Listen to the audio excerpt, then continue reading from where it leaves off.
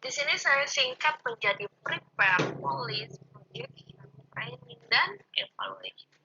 Nah, langkah-langkahnya apa saja? Langkah pertama adalah yang harus ditempuh menentukan dan mengembangkan sasaran, tujuan, serta prioritas SDM yang diperlukan. Nah, jadi tuh kita melakukan dulu nih sasarannya untuk pengembangan ke apa. Contoh, pengembangan karyawan dalam segi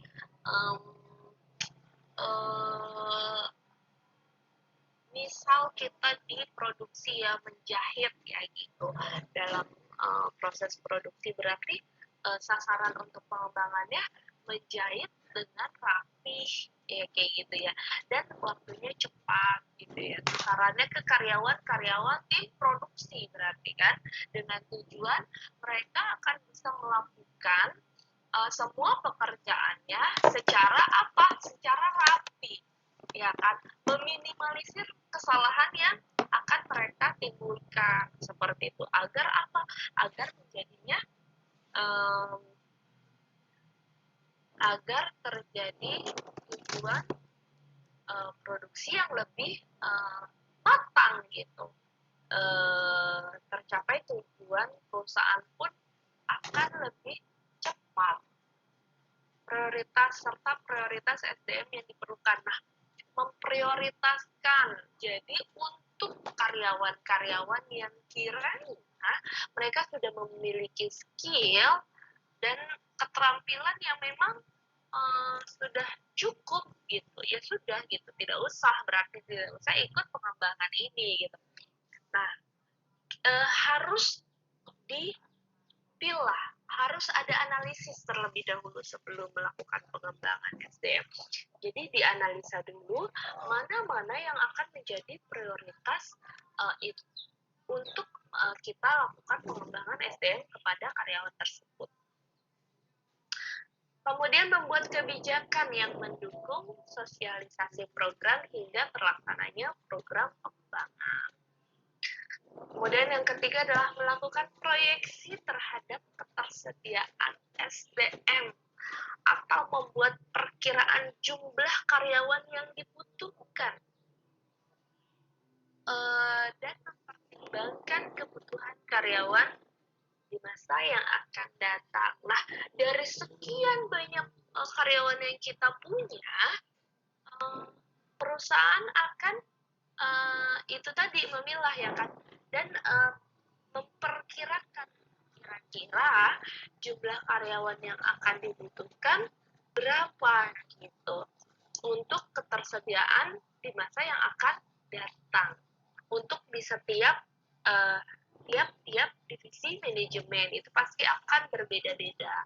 Mereka akan membutuhkan skill yang berbeda-beda dari setiap divisi. Mereka akan membutuhkan kualifikasi yang pastinya juga berbeda-beda. Mengadakan program pelatihan keterampilan karyawan. Program-program pelatihan itu banyak ya teman-teman. Jadi nanti bisa kita bahas di bagian training and development gitu. Jadi banyak untuk program keterampilan itu banyak. Nah, setelah 4 prosesi ini kita sudah lewati, yang paling penting adalah melakukan evaluasi. Nah, evaluasi itu harus dilakukan terlebih dahulu. Tahap evaluasi ini menunjuk kepada tahap yang telah dibuat sebelumnya. Apakah dari setiap tahapan-tahapan yang sudah kita lakukan, apakah itu ada kekurangankah, ataupun sukseskah itu, berhasilkah itu, atau gagalkah itu, atau apa yang kurang gitu, apa yang perlu diperbaiki seperti itu. Oke, paham sampai sini? Saya lanjut. Strategi pengembangan SDM di dalam sebuah perusahaan. Nah,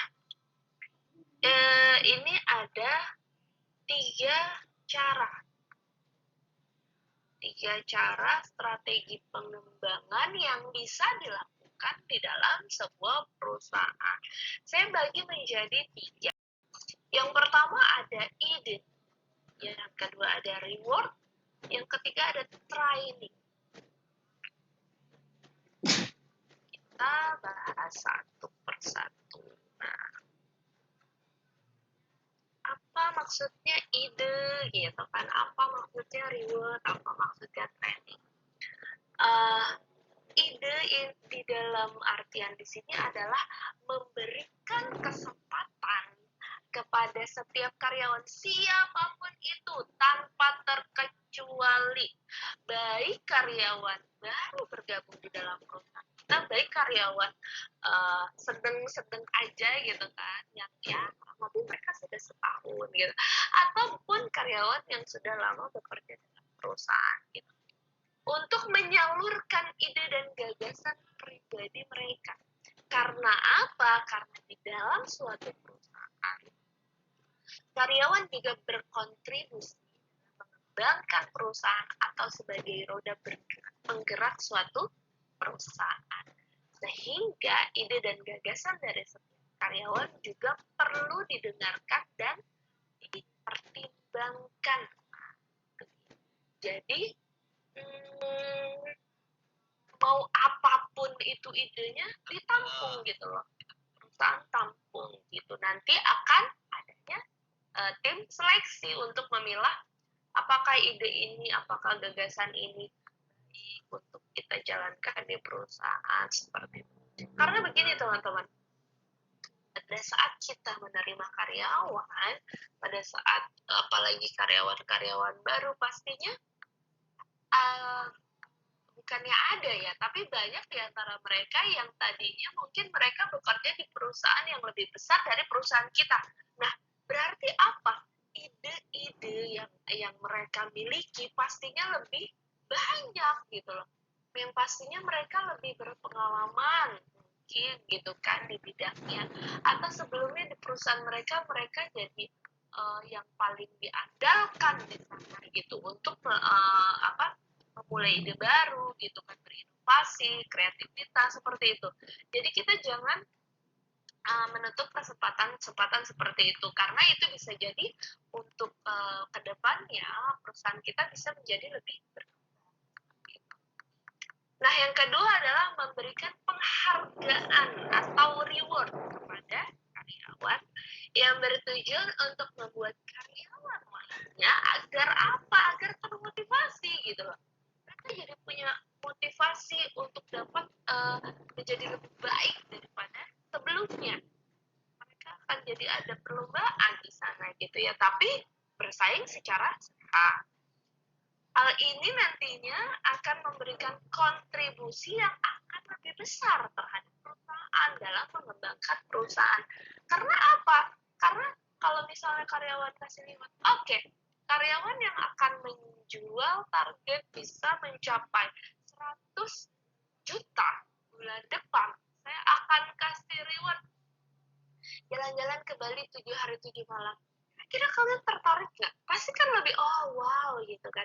Apalagi bisa berdua sama pasangan gitu kan. Menikmati indahnya Pantai Kuta. Oh, Pantai Kuta udah nggak bagus. Pantai apa ya, Padang-Padang. Oke. Terus bisa ke Nusa Dua. Nusa Dua itu keren gitu loh. Jadi tuh ada motivasi gitu teman-teman.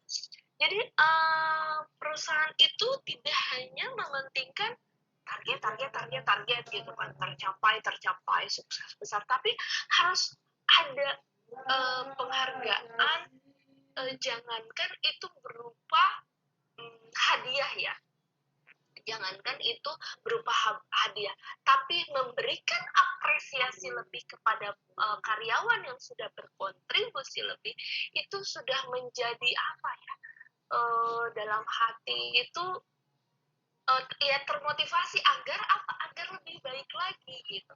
Apresiasi kepada sesama manusia itu penting banget teman-teman, karena gini, teman-teman akan nantinya kalau teman-teman semua jadi pemimpin, amin insya Allah, kalian pasti tahu bahwa kita setiap orang gitu pasti akan suka dihargai.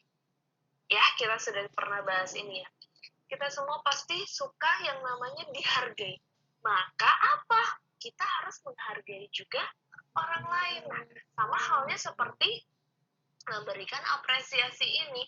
Pada saat kita suka gitu, kita pun ingin mendapatkan apresiasi dari orang lain perihal dengan apa saja yang sudah kita kerjakan. Nah, berarti apa? Orang lain pun perlu itu. Nah, makanya nanti teman-teman di saat kalian semua berada di dunia real, entah itu dimanapun, kita bisa mempraktekkan ini dimanapun teman-teman. Sebuah apresiasi bahkan yang tidak ada rewardnya itu sudah menjadi kebanggaan untuk diri sendiri, dan itu akan memotivasi diri sendiri agar teman-teman menjadi lebih baik lagi dari sekarang. Oke, ingat itu ya teman-teman ya. Ini berlaku untuk semua kegiatan kita. Sama halnya dengan menghargai orang lain. Ya. Oke. Nah, yang ketiga adalah training. Mengadakan program pelatihan di karyawan. Ada beberapa jenis pelatihan dan pengembangan SDM yang dapat dilakukan, di antaranya skill training, retraining, atau pelatihan ulang, cross-functional training, team training, dan creativity training. Banyak ya teman-teman, untuk training ini programnya banyak banget. Nanti minggu depan kita akan membahas tentang training and development lebih lanjut, gitu ya. Oke.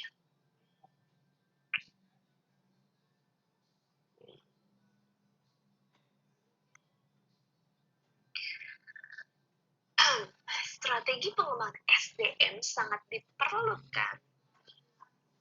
perlu dilakukan, mengingat di era teknologi saat ini banyak banget perusahaan yang saling bersaing untuk mendapatkan tenaga kerja.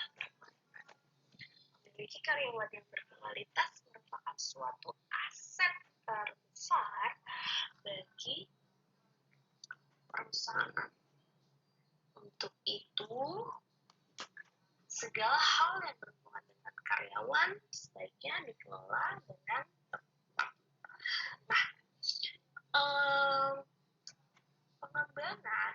pengembangan untuk SDM kita harus melakukannya berulang. Jadi tidak bisa pengembangan SDM hanya dilakukan sekali. Kenapa? Karena di era zaman sekarang bukan hanya teknologi yang berkembang ya, tapi hampir semua, setiap apapun itu berkembang, entah itu politik, entah itu secara global, ekonomi, semuanya berkembang. Bahkan jangan dibilang tiap tahun dia berkembang. Setiap kita ngedipit mata aja di luar sana gitu loh, entah itu di luar negeri, entah itu dimanapun, pasti akan ada hal baru, pengembangan baru, penemuan baru, kayak gitu teman-teman. Jadi kita sendiri sebagai SDM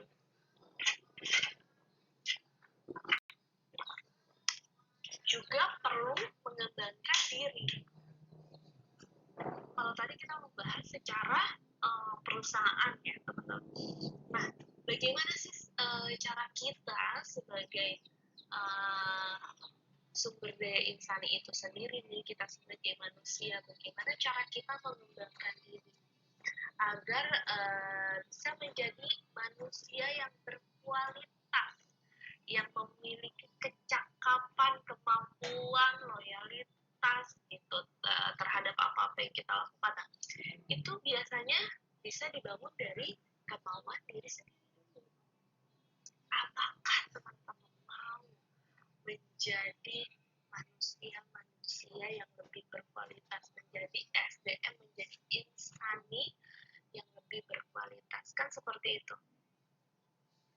Apabila segala sesuatunya tidak didasari dari kemauan diri sendiri, itu tidak akan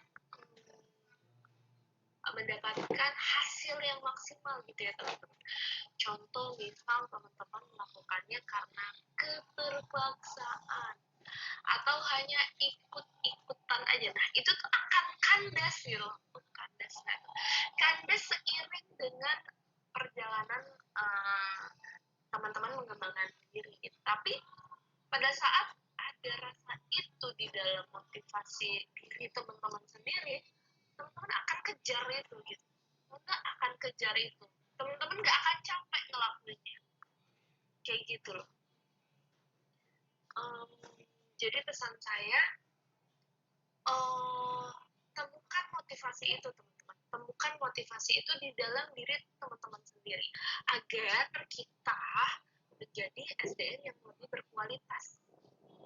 Jangan hanya gini, oke, contoh kecil ya, jangan hanya teman-teman selesai dari mata kuliah hari ini, dari mata kuliah saya contohnya, teman-teman langsung oke, sudah gitu. Teman-teman akan ya oke lah, teman-teman punya aktivitas yang lain gitu kan, apapun itu, tapi coba deh, mumpung masih anget-angetnya nih gitu kan, apa yang kita sudah bahas hari ini, apa yang kita diskusikan saat ini, coba teman-teman searching ya kan. Jadi apa yang teman-teman pelajari diperluas, maksudnya seperti itu, diperluas lagi pengetahuan tentang apa sih pengembangan sumber daya manusia ini gitu, apa sih gitu, strategi apa sih yang teman-teman. Zaman sekarang kan teman-teman nggak perlu pergi ke warnet, teman-teman nggak perlu pergi ke perpustakaan, betul ya, teman-teman cukup buka handphone teman-teman atau laptop teman-teman, kalau ada internetnya tinggal halo Google, ya nggak sih, tinggal kayak gitu aja teman-teman. Zaman sekarang udah teknologinya sudah melebihi kecerdasan buatan manusia kayaknya gitu, kayak ini teknologi dari mana gitu, dengan suara kita aja dia bisa langsung tahu apa tujuan kita gitu ya kan. Jadi setiap apa-apa yang udah kita pelajarin, coba cari lagi teorinya, coba cari lagi gitu. Harus ada motivasi dari teman-teman sendiri. Saya hanya memberikan contoh. Jadi jangan melakukan ini karena keterpaksaan dari saya atau karena saya perlu, tapi coba cari motivasi lain di dalam diri teman-teman. Kira-kira apa sih fungsinya kalau misalnya saya itu bisa menjadi manusia yang lebih berkualitas gitu?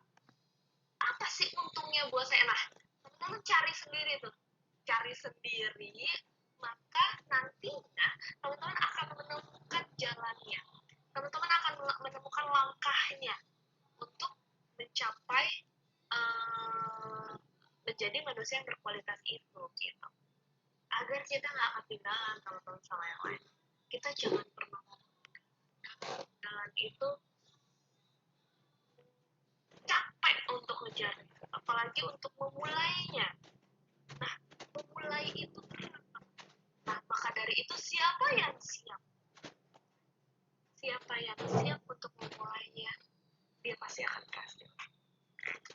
Itu pesan saya untuk slide terakhir. Oke. Thank you. Any question? Please.